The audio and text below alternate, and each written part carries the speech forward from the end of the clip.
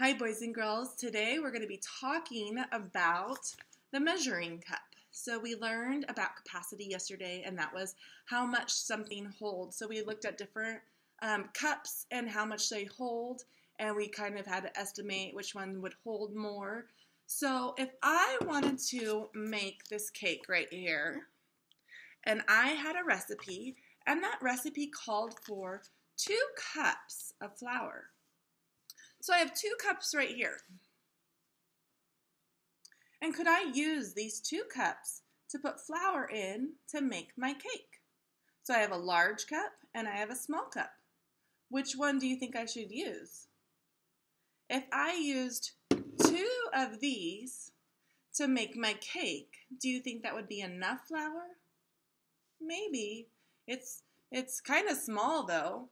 What about if I used 2 of these to make my cake? That would be a lot of flour to make my cake. If I put this much flour and then I did it again and I put it into a bowl, I think my cake would be too dry.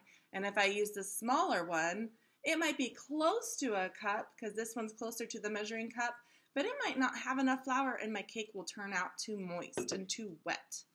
So somebody came up with what's called a standard measuring cup. So if you look at this one, it has different measurements, and if I go to the very top where it says 1, every time I measure to that 1, I know I have 1 cup of whatever I'm measuring. 1 cup of flour, 1 cup of sugar, 1 cup of water. This will always hold 1 cup, and it's always the same. So when people give us a recipe and it calls for 1 or 2 cups, I can use this to measure, and my cake and my stuff will, my cookies, whatever I'm making, those will always try to turn out the same because I'm using the measuring cup.